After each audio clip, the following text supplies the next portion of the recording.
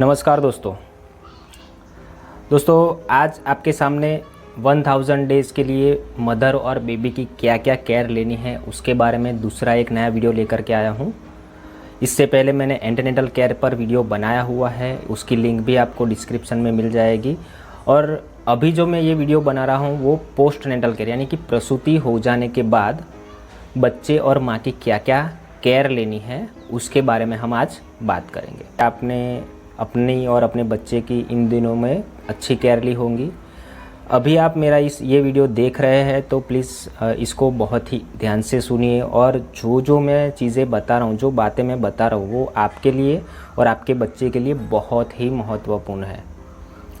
साथ ही में आपका बच्चा कुपोषित यानी कि माल नरिश ना हो, अपना बच्चा हेल्दी रहे, जब तक जैसे जैसे उसकी उम्र बढ़े वैसे वैसे उसका वेट बढ़े, उसके लिए हमें क्या ध्यान रखना है, हमें क्या क्या केयर लेनी है अपनी और अपने बच्चे की, उसके बारे में हम आगे बात करते हैं। 3 प्रकार से बच्चे जन्म लेते हैं, एक नॉर्मल डिलीवरी, एक वैक्यूम डिलीवरी और तीसरी है सिजेरियन सेक्शन।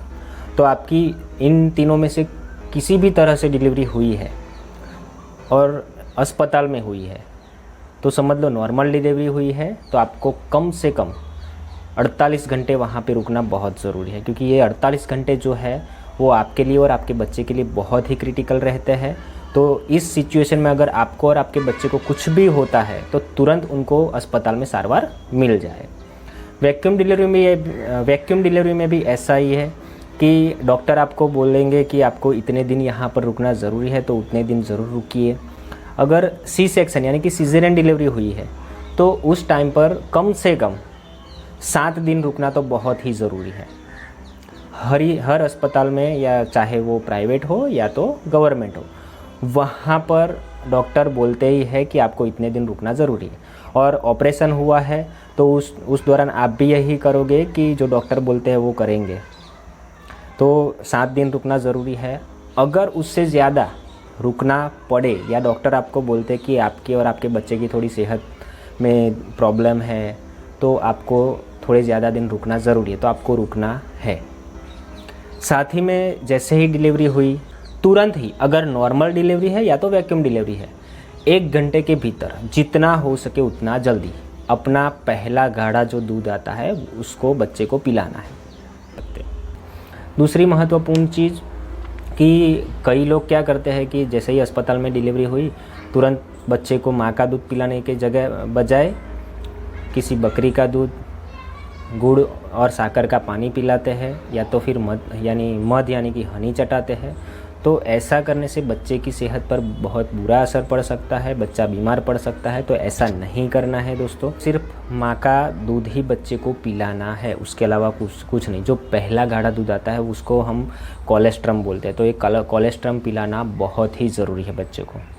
ठीक है, तो कोलेस्ट्रम पिलाए, उसको निकाले नहीं, क्योंकि कई लोग क्या करते हैं निकाल करके फेंक देते हैं, तो ऐसा नहीं करना है। आपका बच्चा आपका पहला दूध पिएगा तो उसकी वजह से आपका बच्चा हेल्दी रहेगा, वो बीमार नहीं पड़ेगा और उसके शरीर के अंदर 6 महीने तक खून की कमी नहीं होगी। तो आपको अपना पहला दूध पिलाना बहुत ज़रूरी है।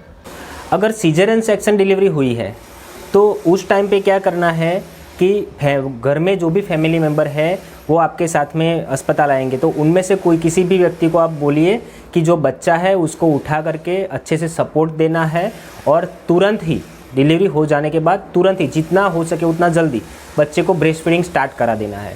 तो बच्चे के मुंह के अंदर निपल को रखना है और बच्चे को ब्रेस्ट फीडिंग जितना हो सके उतना जल्दी यानी कि early initiation of breast feeding जो बोलते हैं हम, वो स्टार्ट कर देना है।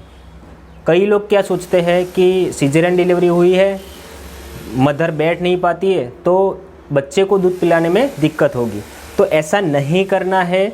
बच्चे को जितना हो सके उतना जल्दी दूध मिलना बहुत ज़रूरी है।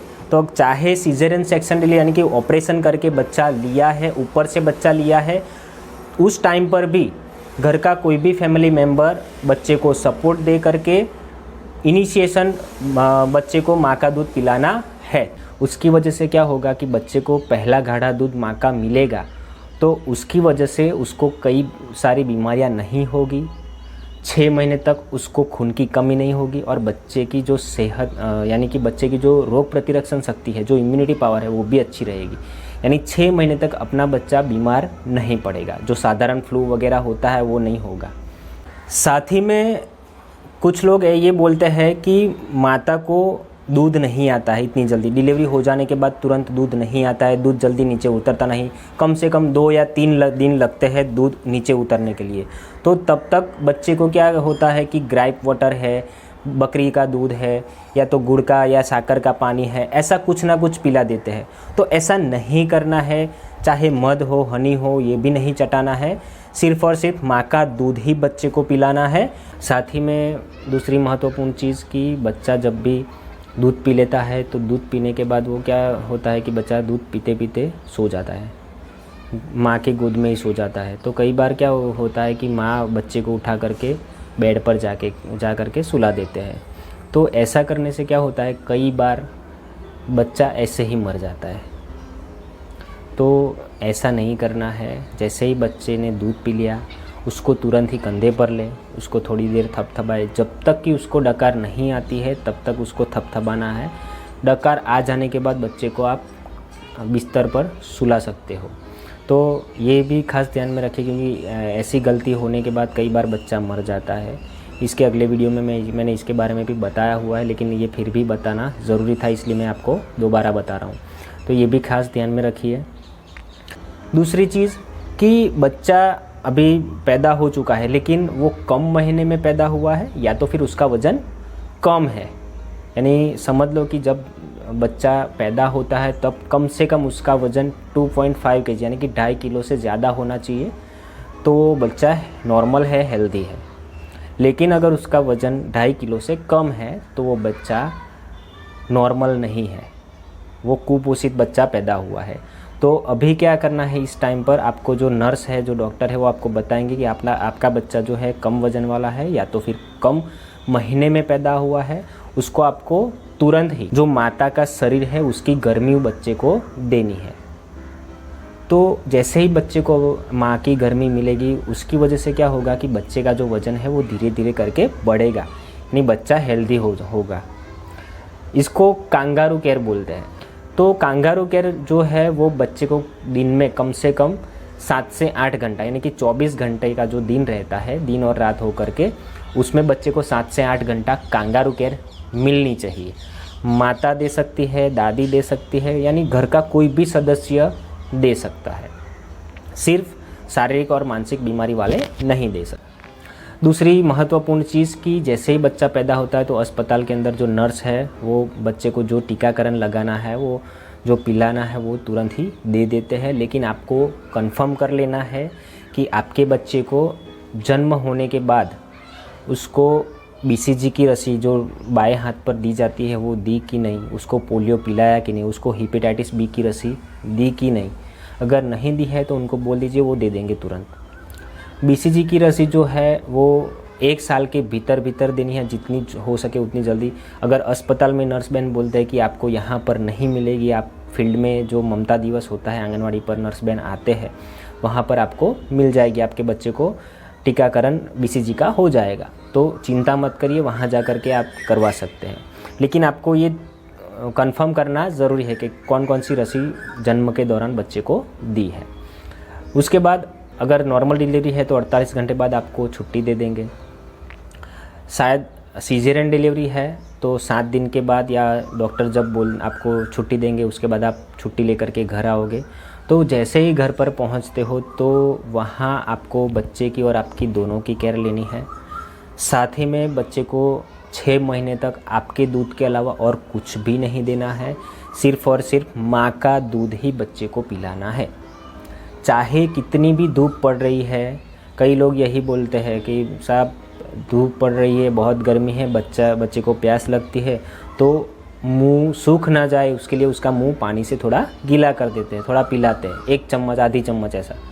तो ऐसा करने से क्या होगा कि बच्चा बीमार पड़ेगा, आपको अस्पताल के चक्कर बिना फालतू के काटने पड़ेंगे एक छोटी सी गलती की वजह से। तो आपको पानी वगैरह भी कुछ भी नहीं पिलाना है, बच्चे को सिर्फ़ और सिर्फ 6 महीने तक माँ का दूध ही पिलाना है। इसको हम बोलते हैं एक्सक्लूसिव ब्रेस्ट फीडिंग।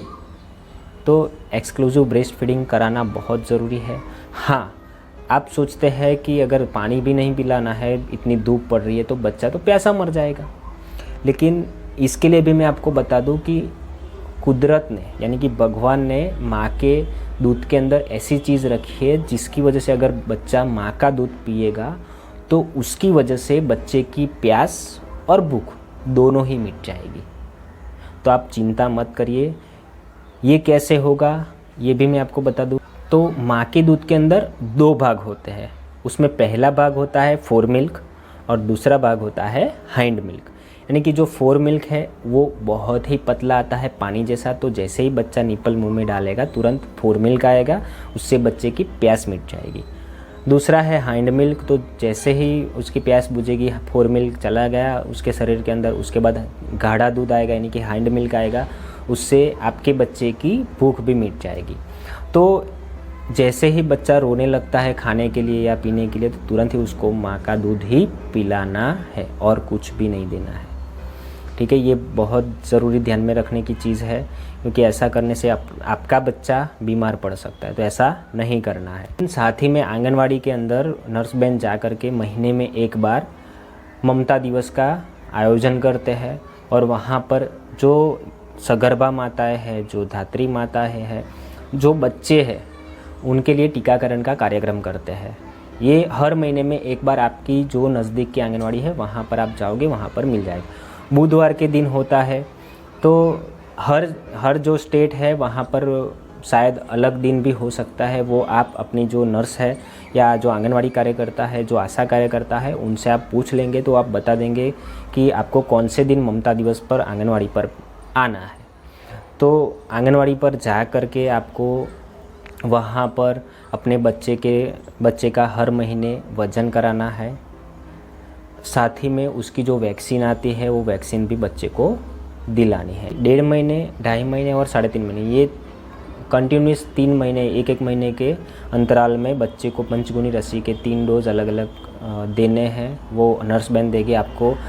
ममता दिवस आंगनवाड़ी जहाँ पर हो रहा है, आंगनवाड़ी में हो रहा है या तो प्राइमरी हेल्थ सेंटर में हो रहा है या तो फिर किसी पेटा आरोग्य केंद्र में हो रहा है, वहाँ जा कर के ममता दिवस के अंदर बच्चे को ये टीकाकरण करवाना ज़रूरी है। उसके साथ ही में बच्चे को पोलियो का भी जो ड्रॉप्स आता है, जो टीपा आता है, वो पिलाएंगे। तो आपको ये ध्यान रखना है। साथ ही में हर महीने बच्चे का वज़न होगा। बच्चे का वज़न हर महीने बढ़ रहा है कि नहीं बढ़ रहा है वो भी ध्यान में रखना है। उसके साथ ही में टीकाकरण होने के बाद बच्चे को साइड इफ़ेक्ट होने का चांस रहता है।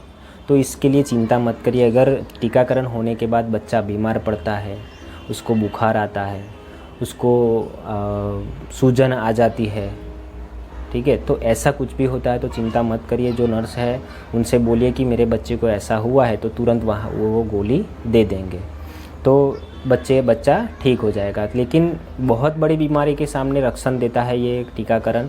तो इतनी छोटी सी बात के लिए आप ऐसा मत करना कि अगर इस बार ऐसा हुआ है तो अगली बार मैं टीकाकरण नहीं करवाऊंगी अपने बच्चे का। तो ऐसा मत करना, क्योंकि अगर ऐसा करोगे तो उसकी वजह से क्या होगा, जो बड़ी बीमारी है वो आपके बच्चे के शरीर के अंदर घुस सकती है, उससे बच्चा मर भी सकता है। तो ऐसा मत करना। जो भी टीकाकरण है वो चाहे जैसे भी साइड इफ़ेक्ट हो, बच्चे को टीकाकरण पूरा कराना है, ठीक है। उसके बाद बच्चा जब 9 महीने का होता है उस टाइम पर भी बच्चे को ओरी और रुबेला यानी कि मीज़ल्स और रुबेला की रस्सी मिलेगी। साथ ही में पोलियो भी मिलेगा। जैसे ही बच्चा 16 से 24 महीने के भीतर का होता है उस टाइम पर भी उसका बूस्टर डोज मिल जाएगा मीज़ल्स और रुबेला का। तो ये भी आपको टीकाकरण करवाना ज़रूरी है। उसके 6 महीने के अंतराल में 5 साल तक आपके बच्चे को कृमिनाशक गोली यानी कि डीवॉर्मिंग टैबलेट और विटामिन ए 6 महीने के अंतराल में यानी कि फरवरी और अगस्त में उसका राउंड आता है, उस टाइम पर उसको देनी है।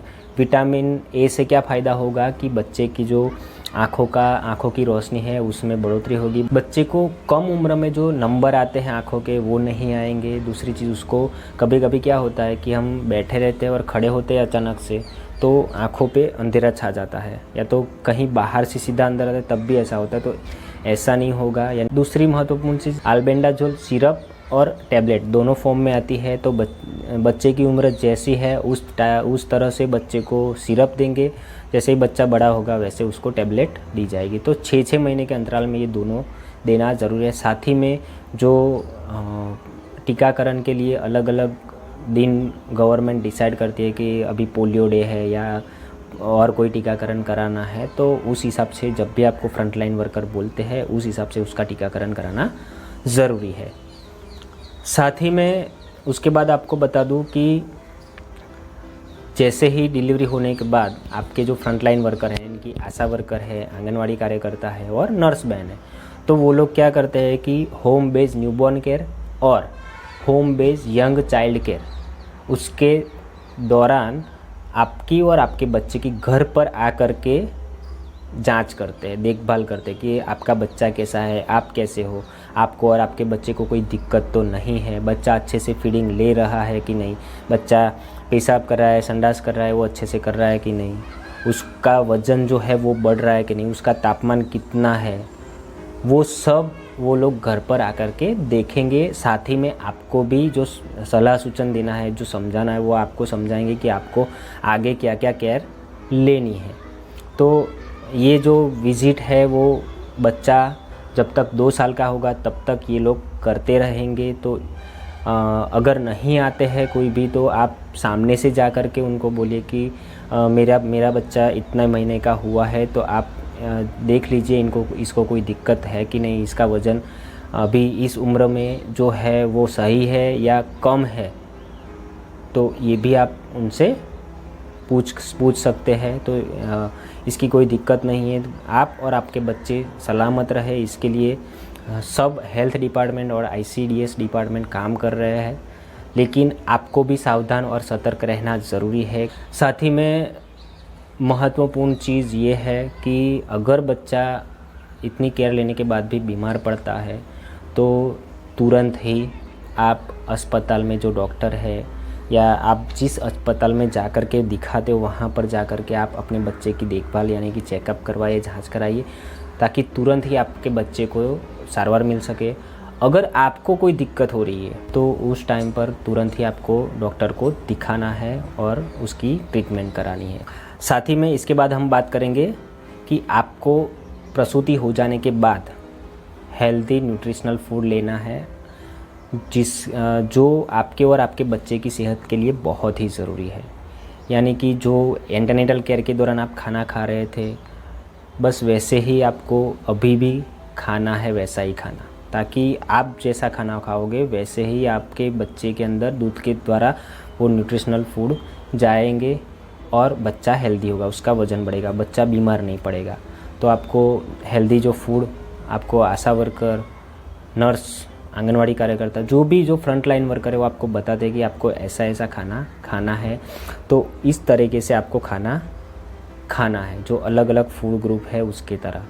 दूसरी महत्वपूर्ण चीज़ कि आंगनवाड़ी में से आपको है ना THR यानी कि टेक होम रेशन मिलता है।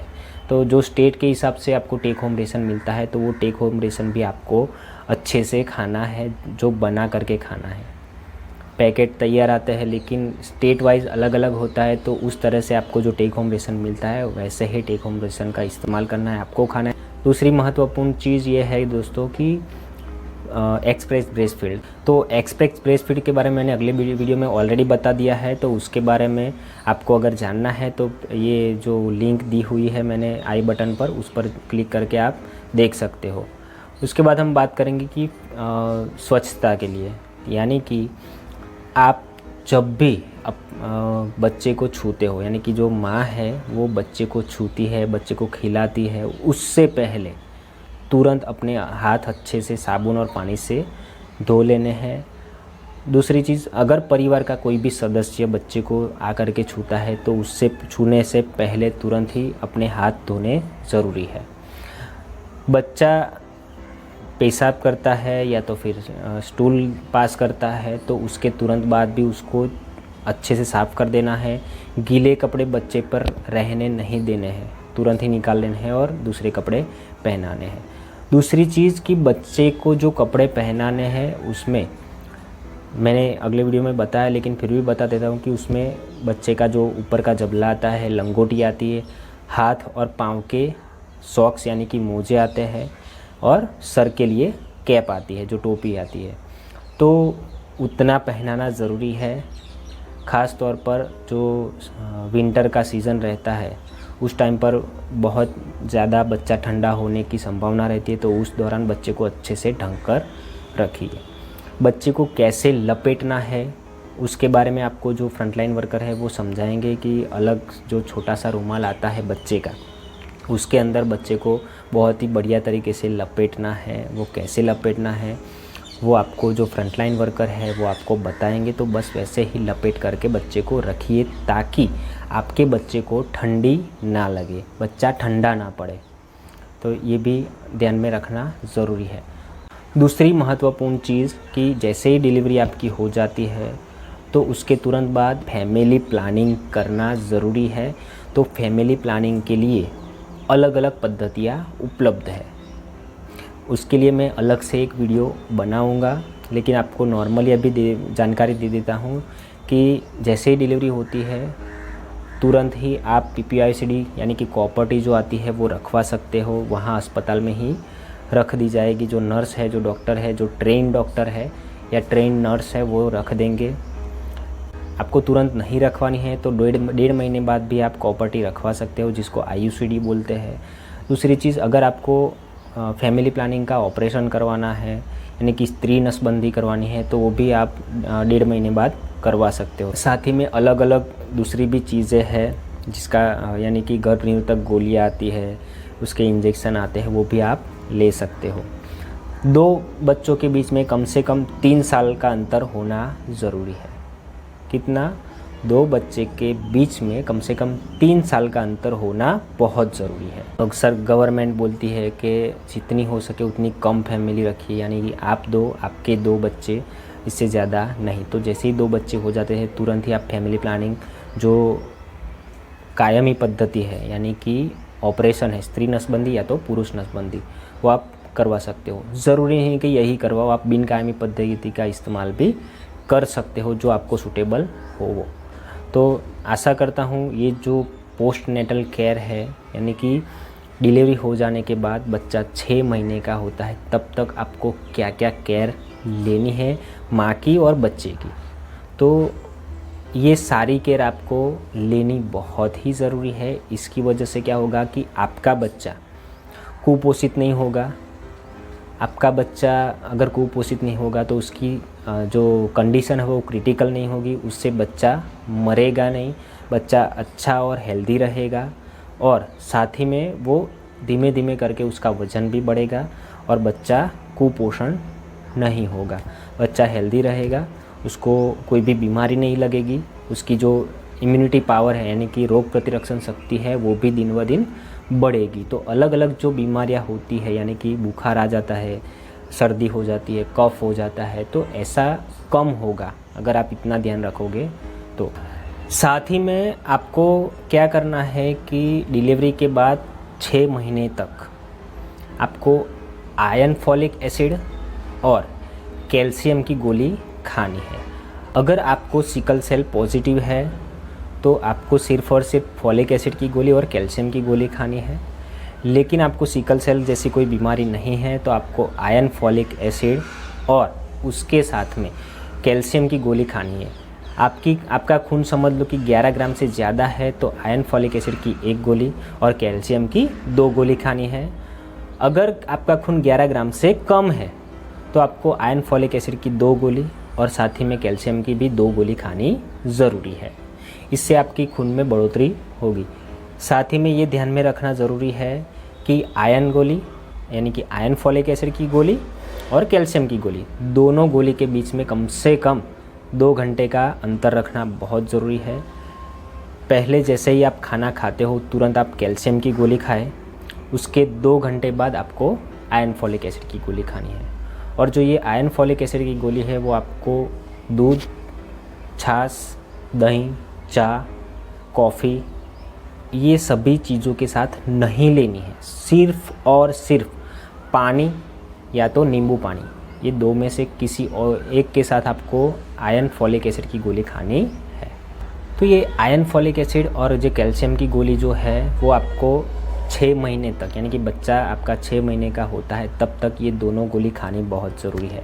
उसके बाद जो फ्रंटलाइन वर्कर आपको बोलते हैं कि 6 महीने हो जाने के बाद आपको आयरन फॉलिक एसिड और कैल्शियम की गोली कब कब खानी है, तो उस टाइम आप खा सकते हो। ये चालू रखोगे तो भी कोई दिक्कत नहीं है। तो आशा करता हूँ कि जो पोस्ट नेटल केयर के बारे में मैंने आपको बताया है वो आपको अच्छा लगा होगा। अगर अच्छा लगा आपको तो प्लीज़ इस वीडियो को लाइक करिए। दूसरी चीज़ कि ऐसी ही इन्फॉर्मेशन दोबारा भी मैं लेकर के आऊँगा, लेकिन ये इन्फॉर्मेशन आपको अच्छी लगे तो आप अपने दोस्तों के साथ, अपने परिवार के साथ और अपने रिलेटिव्स के साथ इसको शेयर करिए, ताकि उनको भी इसके बारे में जानकारी मिल सके और वो भी अपने बच्चे को ऐसे ही तंदुरुस्त रख सके। साथ ही में अभी तक आपने मेरी इस यूट्यूब चैनल को सब्सक्राइब नहीं किया है तो प्लीज़ सब्सक्राइब कर लीजिए और जो पास में बेल आइकॉन है उसको भी प्रेस कर दीजिए, ताकि जैसे ही नया मैं वीडियो पोस्ट करूँ उसके बारे में आपको तुरंत ही नोटिफिकेशन मिल सके। तो ऐसे ही नए वीडियो के साथ दोबारा मिलेंगे, तब तक के लिए नमस्कार दोस्तों। जय हिंद, जय भारत।